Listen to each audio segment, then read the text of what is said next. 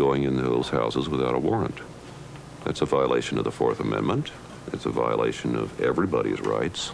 Mama, please, watch everything. Bad people don't go out and destroy the Constitution. Well-intentioned, good people go out and destroy the Constitution. Major. Go,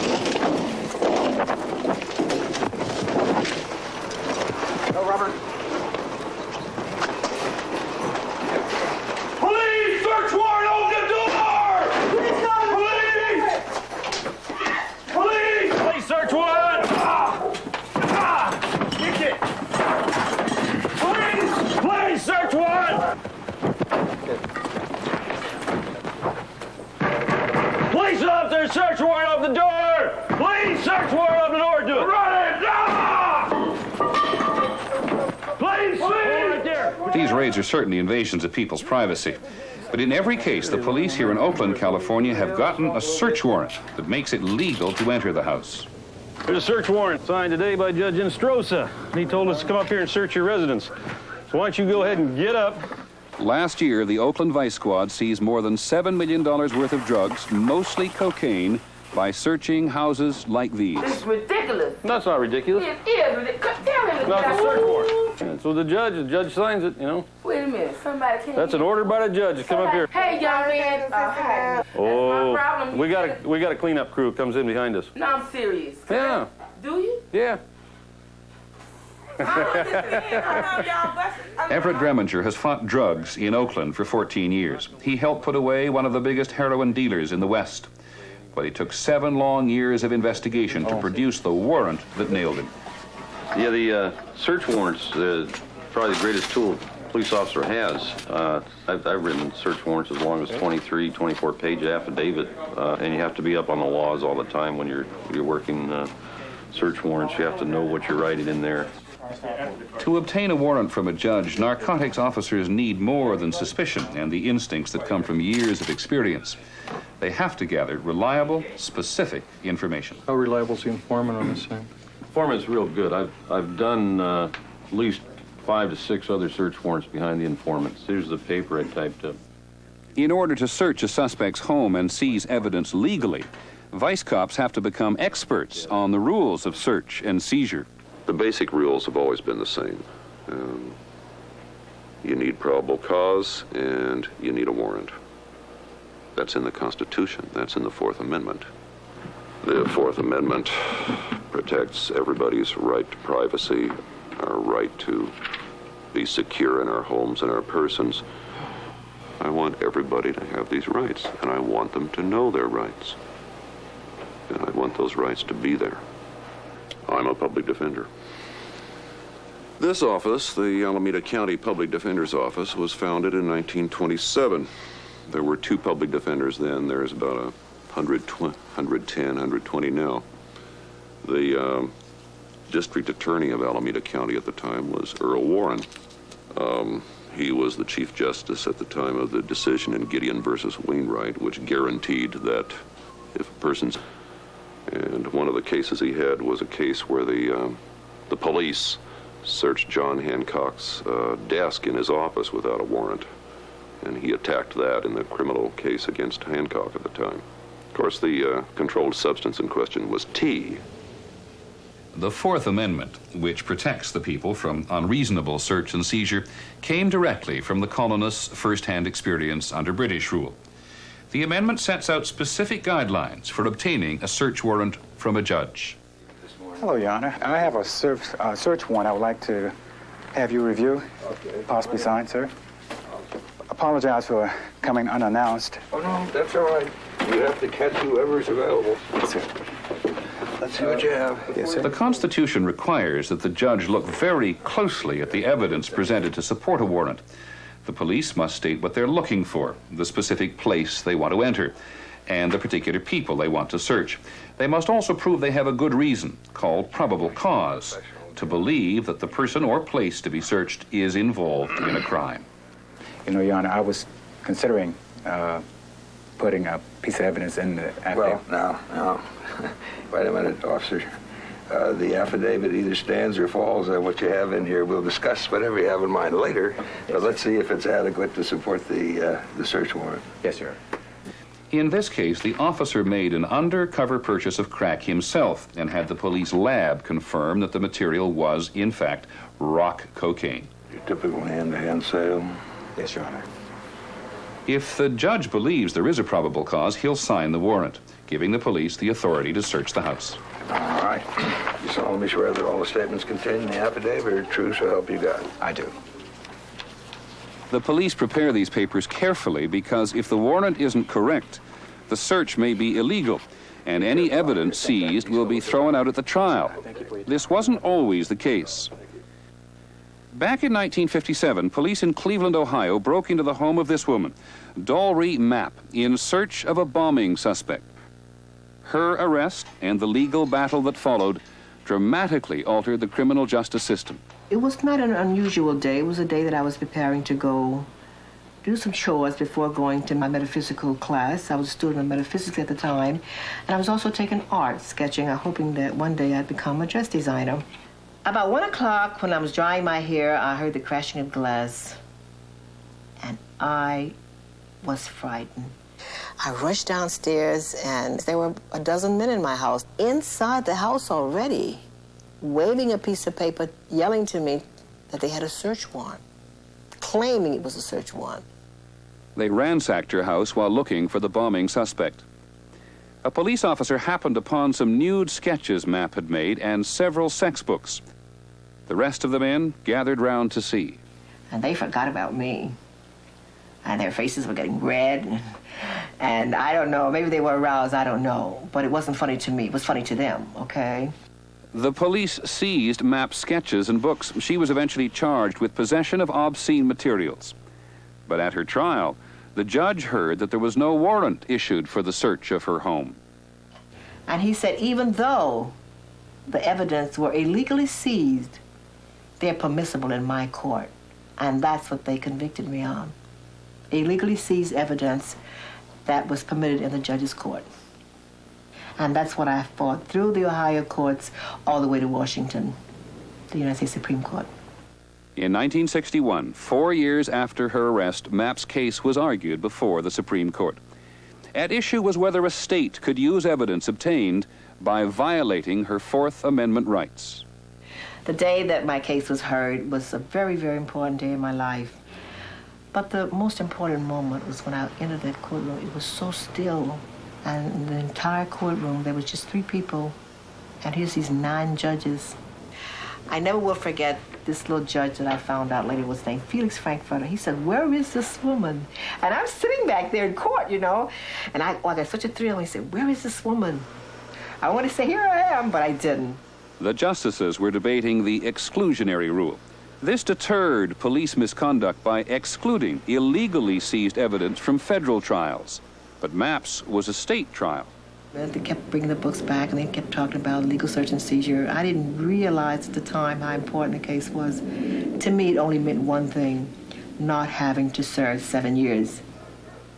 I really can't describe how I felt, because I'd sit there waiting for that phone to ring because I wanted to find out the decision. When the phone rang, I would jump. Hello, hello, hello. Have a collect call. Yes, yes, yes, yes, yes. For 12 Mondays, I went through this agony, frustration. Every Monday, I went through the same thing. But that 13th Monday, that lucky 13, was the day of my salvation, the day that the Supreme Court watched this conviction down the drain. I was ecstatic. The court's decision cleared Dolly Mapp. It also extended the exclusionary rule to all state trials, protecting everyone's Fourth Amendment rights. Now, the exclusionary rule enforces this law. Without it, without the exclusionary rule, it's no more of a law than the Boy Scout law. A Boy Scout is trustworthy, loyal, helpful, friendly, courteous, kind, obedient, cheerful, thrifty, brave, clean, and reverent. Fine. How do you make a Boy Scout do that, if that's the law? There's no way to do it. The Fourth Amendment without any enforcement is simply something like the Boy Scout law. Do it. But if you don't, nothing's going to happen. The police are not Boy Scouts. Before the Fourth Amendment was actually enforced, the police had little incentive to change their methods. Well, I remember in New York, just before MAP, was when the police were just stopping everybody on the street and searching them at random. They used to go into people's houses just for the hell of it without a search warrant and just search it to see if they could turn something up. Meanwhile, there was a law. The Fourth Amendment said don't do that. In 1960, the year before MAP, the New York City police had not bothered to ask for a single search warrant. 1 year later, after the exclusionary rule applied to them, they had to obtain 800. Since 1961, the search and seizure rules apply to police everywhere. Police! Search warrant! Please, search warrant. Open the door. Police! There you go. Oh, great. How you doing? Put your hands up against the wall right here. Hands up against the wall. Police! Hands up!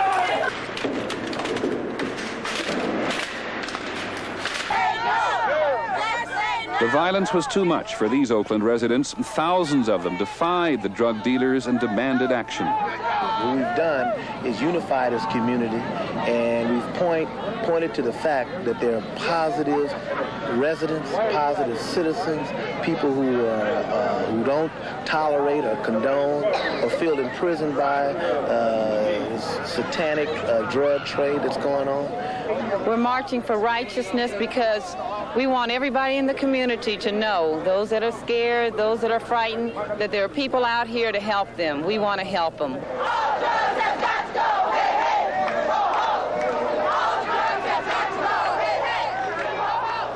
You want to see your children live in a society where they don't have to be plagued by the distributors, the pushers of drugs of all kinds. You have demonstrated today by your presence here how much you care about your city. No one knows better how dangerous it is here than the residents who call the police for help against the drug dealers in their neighborhoods. Of course, if the police could see inside every house, they'd find more weapons and they'd find more drugs. But searching everyone's house is going to invade the privacy of a great many innocent people. In many cases, the people who are calling the police for help. How can government control crime effectively when your individual constitutional rights limit what the police, and for that matter, the courts can do? Would you be willing to give up some of your rights so that the police could fight crime more effectively? That's the essential question. How do we balance the need for public safety and the need for individual liberty? Drop the dope.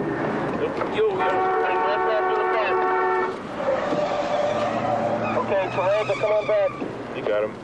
The Oakland police had to create a new special unit to try to achieve the balance, an anti-drug force designed to restore public safety without violating individual liberties. The phone was ringing off the hook, hundreds of people calling in, upset, kids couldn't walk to the store. They were displaced from playgrounds, street corners, you name it. The thugs had pretty much taken over a lot of public places. Associated with that was a lot of violence, a lot of drive-by shootings and things of that sort, a lot of competition out there, which was frequently resolved by gunfire. The way we typically dealt with drugs wasn't workable. Getting a warrant may take too much time. So the Oakland police created a new special duty unit, SDU-2. Unlike Vice, they work without warrants. The squad waits around the corner as an undercover officer, seen here on the left, buys narcotics with marked money. The SDU-2 thing works especially well because the cop operates with certain knowledge that, a cop made the buy from a known dealer, and immediately thereafter, other cops swooped in on the corner and arrested a guy with marked money and possibly still with some dope on him. It's quick, it's efficient, it's effective. We don't need a warrant. We don't have to Mirandize him because the simple fact that we don't need his confession. We don't need an admission. We've got the best possible evidence. Eyewitness testimony from an officer and probably some marked money that was exchanged during the sale of drugs. This task force is coordinated in the field by Officer Joe Seal. His face has become too familiar on the streets to make buys anymore. Today, Patty Malera will be acting as the buy officer. In a few hours, she will be cruising Oakland's drug hotspots. She'll make the undercover buys, and then radio this man, Joe Carranza, who, along with his partner, Kevin Rogers, and the rest of the team will swoop down on the unsuspecting dealer. These highly motivated volunteers were handpicked by the team's leader, Sergeant Frank Muschetti. They call in and they say, look, we got these idiots standing on our streets, they're dealing dope, they're trashing our neighborhood, they're making life miserable for us. Can you help? And next thing they know is they got the blue and gold raid jackets running through their backyards and kicking ass, okay? They know that they're getting service. They know that the police is responding. Plus the dopers know, the dope dealers know, hey, this area is hot. We deal in this area, we run the risk of running into task force. Brown pants and the brown jacket. This task force now arrests more than 2,000 people a year, 4 times as many as the Vice Squad. In a town where many cry for more police protection, they have made an impact. Open up! Open the door! Get down on the ground! Get down! Where's my money at?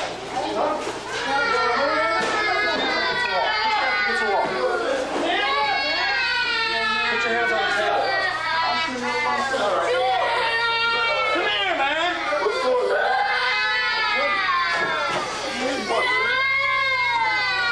You guys looking out the window this time? Quiet, man. Huh? Yeah? You watch us come in? You telling me that you didn't know that they're selling cocaine out of this place? Standing in your back door here, dealing it over the back fence? You want me to believe that? He's one flushing and stuff back there. What's his name? What's your name, man? My name is Jelks. Huh? My name is Reginald Jelks, man. Sounds like Reginald Jelks. I wasn't flushing that, man. What are you doing, just using the bathroom? Before I even You had to be using the bathroom when the police kicked the door in. You all original? Yeah. I ain't did nothing, man. For what? Just for being secure in the house? That don't make no sense. Have a seat. This man is going to jail, but he won't be formally charged with a crime unless the arresting officer's report passes the test. The first check is made by this man. Okay, we've got Reginald Jelks. Actually, it's Jelks, Y-E-L-K-S. No, it's J-E-L-K-S. Police came in the bathroom and got me out the bathroom. He didn't find, I don't have no money. I have no dope. The lady said who was supposed to be the buyer. Don't describe one person and a hand. The report reflects that a hand reached over a fence and delivered the dope to the juvenile who sold it to the cop. Unless we're going to have a hand comparison in court, there's no way we're going to prove that was his hand. They find him in the apartment, and the report would sort of reflect that possibly he's there by himself. So that's certainly reasonable cause to believe that he's involved in the crime, in as much as they know that the person who committed the crime came out of that apartment. So we've certainly got enough to arrest him. Not everyone who's arrested is formally charged with a crime. DA's going to love to see this. Sergeant Jim Kimsey weeds out the weaker cases and takes the rest to the district attorney's office, where he will try to convince DA Aaron Payne to prosecute them. Good morning, Mr. Payne. How are you, sir? I was better, but I'm over it. Well, here we are. Okay, we've got Reginald Jelks here. That's one of those, the hand did it. We can't necessarily prove he did it. I think that's what you're going to tell me. It's dope, huh? We got the report on that? Okay, a juvenile, he was the person, sold the cocaine to the police. Then he gets the dope from a hand over the fence. That's what the report reflects, is we have a hand that does it. The hand then goes inside the apartment. So it's like that commercial, the hand. Yeah, if we could chop off the hand and maybe have a hand line up. The camera, sure. Tie him to it, you know. Okay. This one goes in the circular file. Nothing changes. A few weeks after Jelks was released, the SDU-2 task force returned to the same apartment, chasing yet another suspected cocaine dealer. Despite their very best efforts, the police feel unable to stem the tide in their war against cocaine. It's just wrecking this generation. Cocaine is, I've been in the business one way or another now since about 1965, working in prison, working as a probation officer, working as a DA. And cocaine, to me, is worse than heroin. I'm seeing it worse than heroin. Cocaine and PCP are the worst drugs around right now. One of the things I think that we do have to be aware of, and as a district attorney in working with this particular unit, is to make sure that at least they know what the law is. As we said before, these guys are working right on the cutting edge of what is permissible and what is precluded under modern court's interpretation of what is allowed by the Fourth Amendment. What are they going to do, flush him down the toilet? Sure.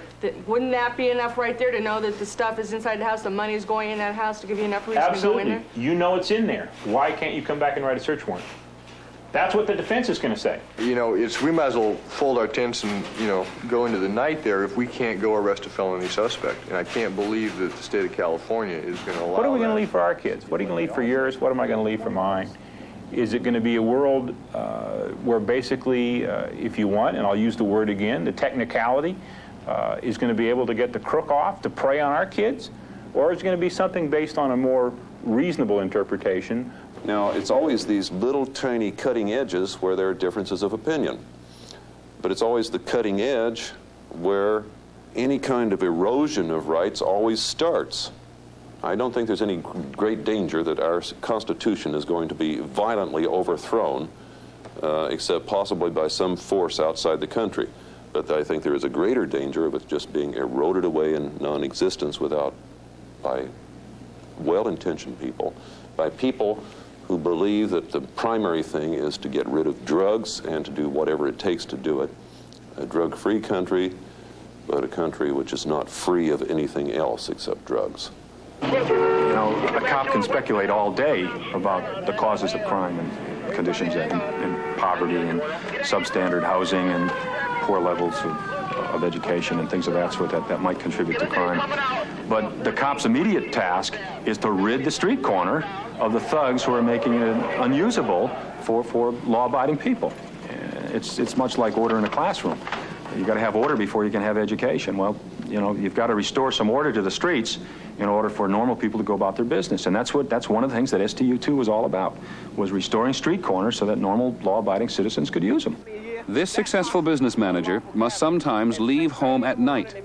When he does, he runs the gauntlet between the police and the drug dealers. I got arrested about a year ago for obstructing a public walkway. My house is right there. I pulled my van out, stopped my van in the middle of the sidewalk, got out to close my gate. They arrested me for obstructing a public walkway, and it just happened to be 11 o'clock at night. Didn't they arrest me? Yes, they did. Obstructing a public walkway. When the judge saw it, he says, case dismissed. But by that time, I had spent 4 hours in jail, lost half a day at work, and this was because I guess he didn't like the fact that I wear jewelry or something to figure I'm a drug dealer too. Everybody that lives here is not a drug dealer. All get that. With them being shown a show of force, there's going to be some problems. But I would rather have the problems with them, because I know when I go to court, justice will come out, than have to tell somebody coming to buy drugs to get off my lawn, because I'm going to have to fight him. Right. We make a lot of conflicting demands on the police. We demand that they take strong action against drug dealers and that they not abuse their power. A difficult balance to maintain in this violent and dangerous job. People say sometimes we must have law and order. We certainly must have law and order. But the law is in conflict with order. And the fact that the law is in conflict with order means that the police are pulled in two directions at the same time. At one point, they must keep order, but in order to keep order, they may feel that they have to violate the law. They mustn't do it. It's that conflict, that tension between law and order in our country that does create problems in our society. What do you hassle me for, sir? Could you turn around just for my safety and yours? Just turn around, What place your hands for? behind your head. Turn around, place your Oh, hands man, behind your police head. brutality and stuff. Spread your feet apart. Wider. Point your toes out. They are. Now, what you doing? Okay, let's just take a second.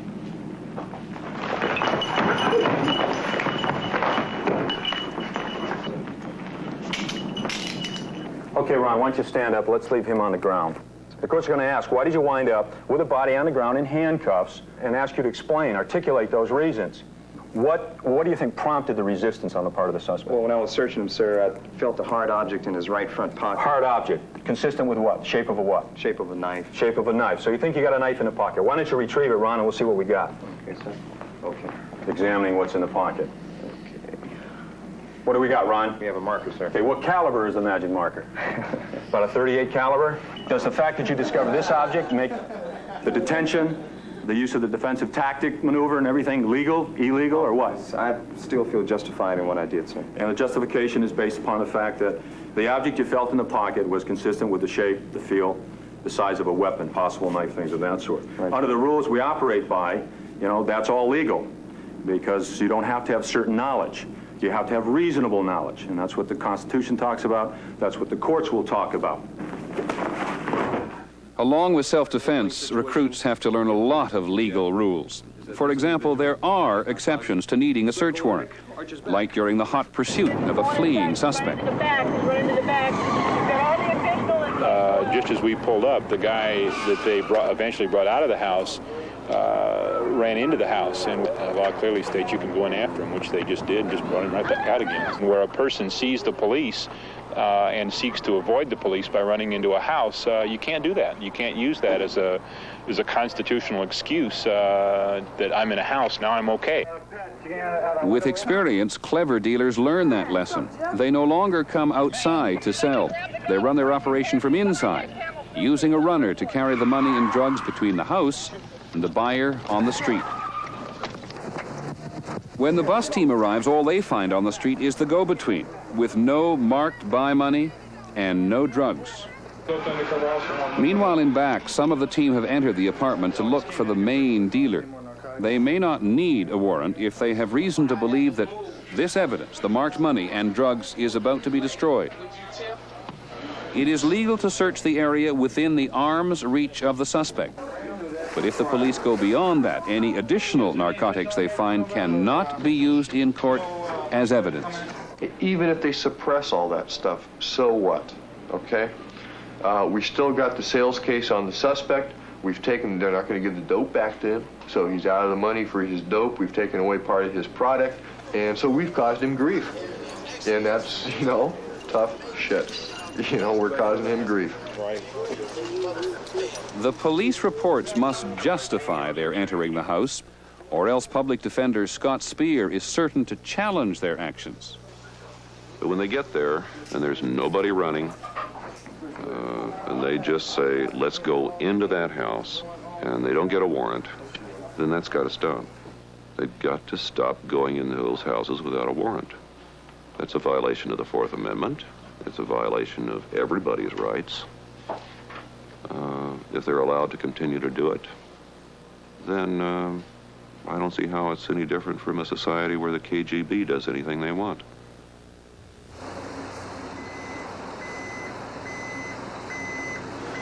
Why do I represent guilty people? Why do I represent people whom I believe to be guilty? Because everybody's got a right to a fair trial. Everybody's got a right to due process in this country. And how else are we going to decide guilt? On the street? We have a system that is set up, which we believe in, to determine these things. And everyone has got a right to have the benefit of that system. So I can't decide he's guilty, so let's forget the system. If that were the decision that could be made, then we wouldn't need the system at all. At a suppression hearing, the system allows the accused the right to question the methods of the arresting officers.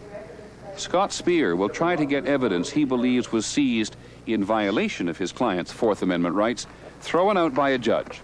This is the exclusionary rule in action. Did Officer Carranza, from what you saw, recover any physical evidence from his person? No. At that time, you did not know the names. An SDU-2 officer defends their new practice of entering a home without a warrant. In this case, they were not in hot pursuit, but they had another reason not to wait to get a warrant. The controlled currency could be destroyed during that time, or it could be placed somewhere else. The person who actually made the sale could later say that it was someone who looked like himself, but not him. The only person that's attacked in the courtroom is the officer. And they go after the officer every time he hits the witness stand, trying to get the officer crossed up, find something wrong that the officer did, some little technicality that the officer screwed up. If the police have violated the law, they are going to be on trial for violating the law. And the Fourth Amendment is the law. The Constitution states that, you're protected from unreasonable searches and seizures. Unfortunately, when they wrote the Constitution, they didn't have indoor plumbing, and they didn't have base rock that got flushed down indoor plumbing. And instead of a flintlock, we're looking at Uzis, okay? So now if they go to serve a search warrant on a house or something of this nature, or you're going to make an entry, the judge and the law says that we're supposed to, like idiots, stand at the front door and knock, because these good people in here are going to come and open the door, and they're not going to destroy anything, In reality, as soon as they see us coming up the front steps, they're running for the toilet to go flush the stuff. We're still bound by legal constraints to stand there and knock and wait an appropriate amount of time, let them get rid of all the evidence, let them arm themselves if they so wish to do so, because we don't want to violate their rights for being dope dealers. I mean, it's bullshit. It really is. And what I'm suggesting to you, Scott, is that the situation has given a flow about as far as it can go. And now we're started back in the other direction, so that the vast majority of people in this country, the law-abiding citizens, are not held at bay by the criminals. When I talk about SDU2 going into someone's house without a warrant, I'm not talking about some little technicality. I'm talking about the right of the people of the United States to be free and secure in their own homes unless the police have probable cause and a warrant. That's not some little technicality. That's just what the Fourth Amendment says. Officer Rogers, would you go up there and put an RR where you found my client? Be right here where these two lines are. I don't think a lot of times sitting as we do in our little ivory tower up here become aware, as we should have, of the emotional involvement that police officer working that beat has. He's right out there where the danger is occurring. We had one officer, good police officer, Ramon Irizarry, serving a search warrant a couple of years ago. A guy drives out front when the search warrant's over and starts shooting, and the officer gets killed in the presence of the other police officers. Those guys are living right on the edge of the danger zone. And it's hard to bring that emotion, the impact of what's happening on the street, into the courtroom. You don't get the emotional flavor of it in the chambers. What we have here, Your Honor, is a warrantless, forcible entry to a home. The Fourth Amendment protects the home more than any other place.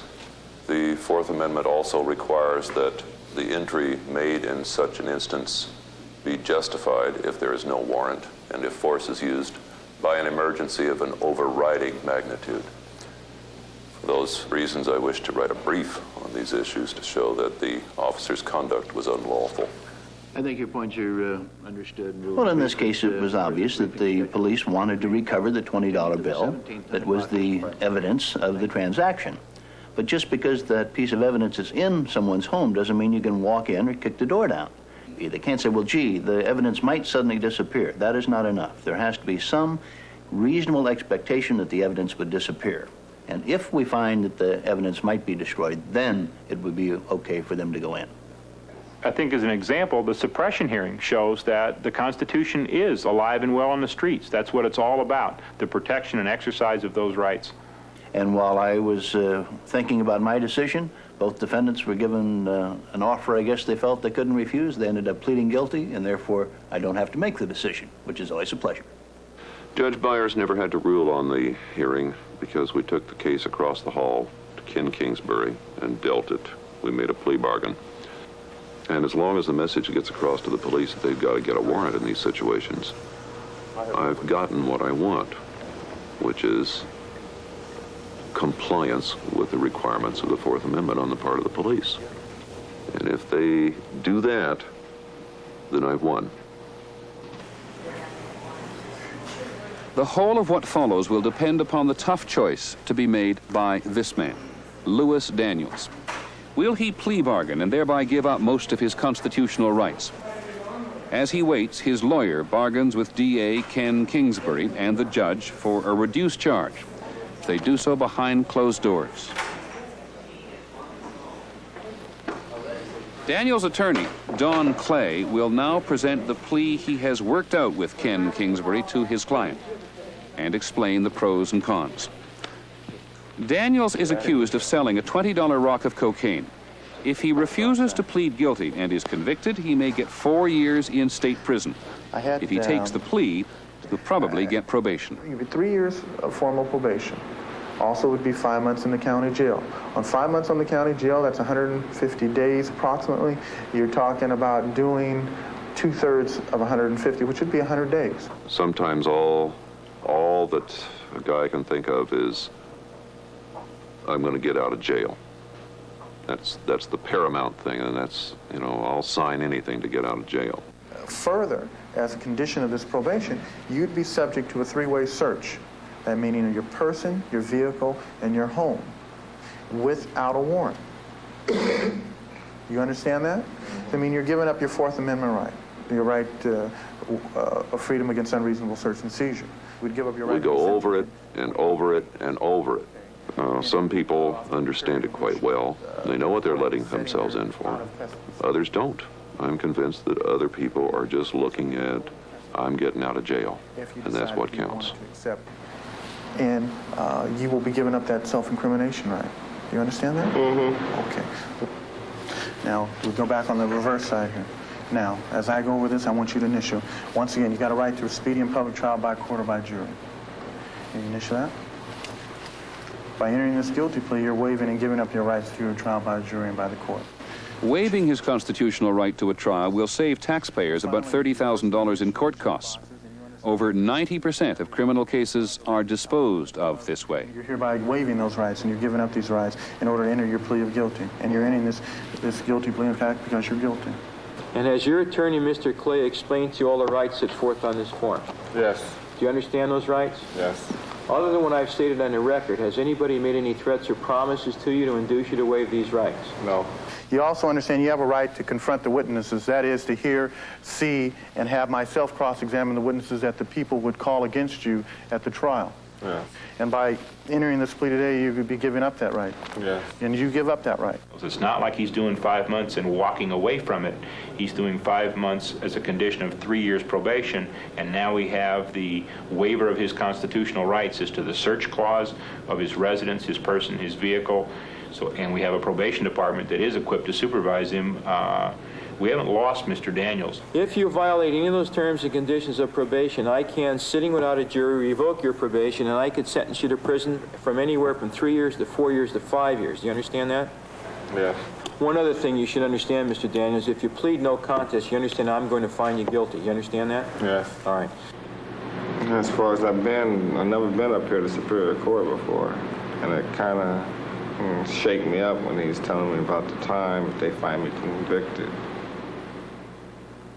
Daniel's deal is only a bargain if he can stay out of trouble. Find a job, maybe, in this high unemployment area. Any infraction of the terms of his probation may land him in prison. Not reporting to a probation officer can result in this. Hit it. Probation! Open up! Probation search! Kick my door in. Hit it. Hey! Get up! Get your hands up! Get your hands up! Get up! Yes, you just stay right there. This man failed to report to his probation officer. There was also some information that he was dealing drugs. Though the search failed to find any, he was sent to jail for 9 months.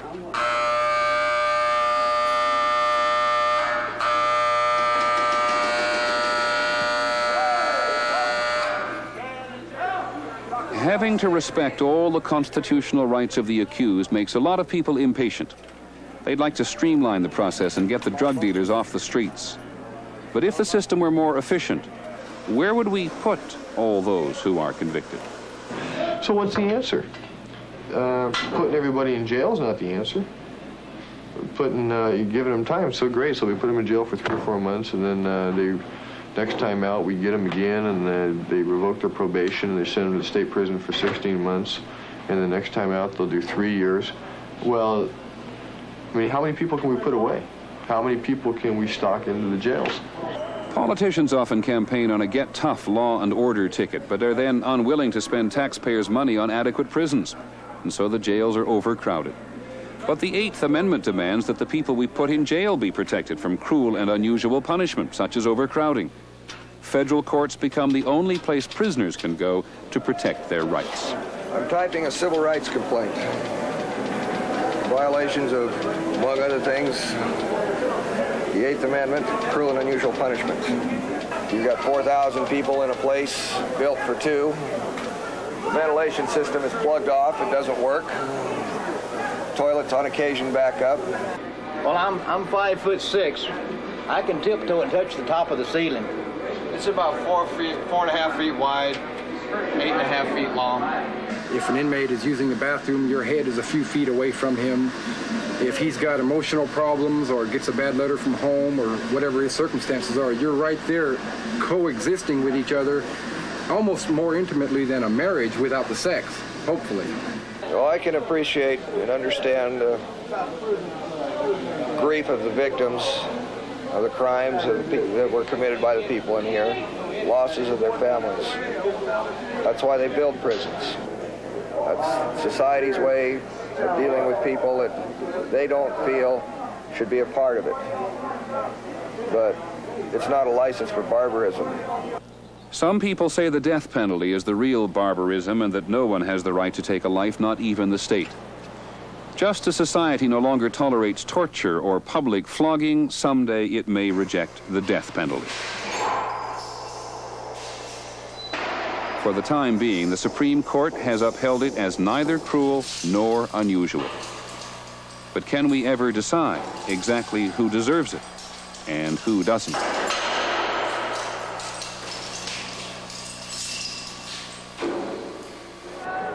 It's a sobering thought. We are one of the few countries in the industrialized world that still executes its criminals. That puts us in the company of countries like the Soviet Union and South Africa. The realities of this place are incredibly far removed from most of our daily lives. And yet you can tell quite a lot about a society by the way it treats the men it locks up in prisons like this. The Constitution is quite rightly at work in here, protecting the rights of these men just the way it is protecting people on the streets. Wouldn't you demand your rights if you were accused? Your constitutional rights are the only thing which stand between you and the unlimited power of the state.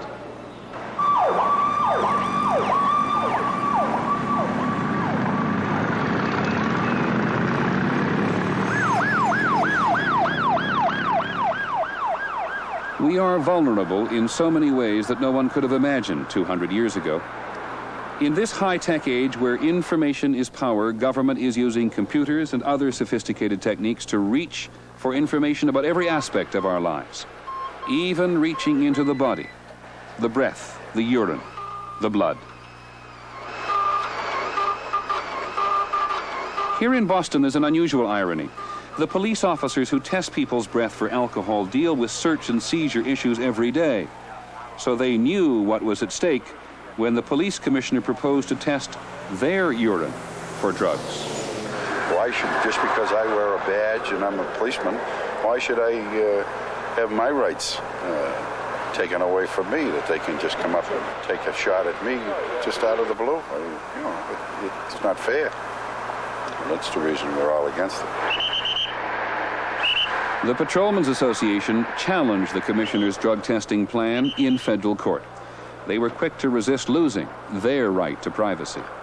So you're telling me that a Boston police officer has no rights under the Fourth Amendment? Not as they pertain to the job, no. It's your position that you can round up police officers for no reason or cause whatsoever, order them to submit to you urine, and if they fail to do so, you can fire them. That's exactly what I'm saying. I'm talking about the gut issue. Frank McGee is the lawyer for the Boston Patrolmen. Mike Powers for the police department. Both sides say they'll appeal the court's decision all the way to the Supreme Court if necessary. This is one of the important cases that could decide the legality of drug testing throughout the country. I have a hard time understanding how Commissioner Roach can get on the elevator of police headquarters every day where there is an indication or a sign that says we support and defend the Constitution of the United States, which includes the Fourth Amendment. It doesn't say except cops. When a person's employed and while he's at work for the police department, we have a right to maintain for the public interest that they're beyond reproach, that they're free from drugs, and combating this menace that we're confronted with today in the United States in 1987. Guess who's in line? If you can do it to cops, then you go to firemen, then you do teachers, and go right down the line, and the next thing you know, you wake up one day and the Fourth Amendment is gone. It's up in smoke. Police officers are engaged in public safety. I mean, we can deprive you of your liberty. We're the only agency in government that can use force. In one split second, a police officer can change your life dramatically. Could probably kill you, use deadly force, never mind excessive force. A decision in terms of arrest. A person who is not psychologically sound, a person who is under the influence of drugs, does not make good decisions, in my view. And I'm just very concerned about public safety. I think we're in a different category. We're still being told that we should stop and look at it, when these studies are saying 10% of the United States population has this type of problem, 23 million Americans, and we're told, let's stop and think about it. Some of the most major incursions into the constitutional rights of citizens have been carried out by well-intentioned people pursuing what they perceive to be well-intentioned goals. And therein lies the danger. Bad people don't go out and destroy the Constitution.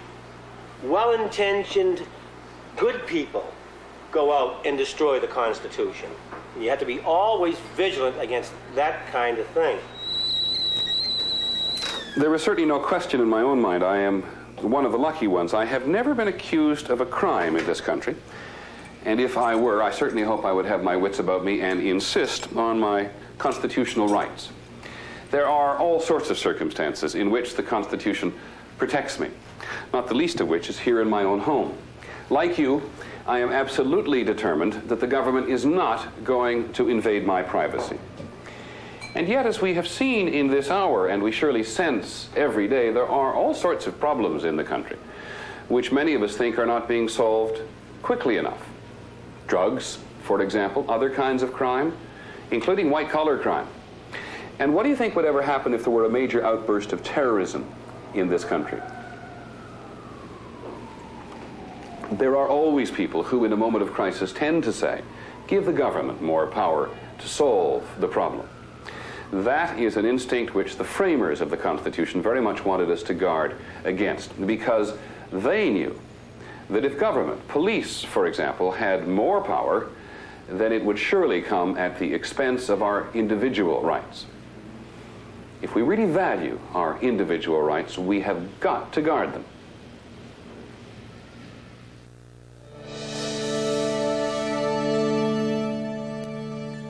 Well, in just a moment, we'll be looking at another type of police power, using a hypothetical computer software theft as a point of reference for a program called Sting, the controversy of FBI undercover operations. That's followed tonight at midnight by Part 5 of the Masterpiece Theater presentation.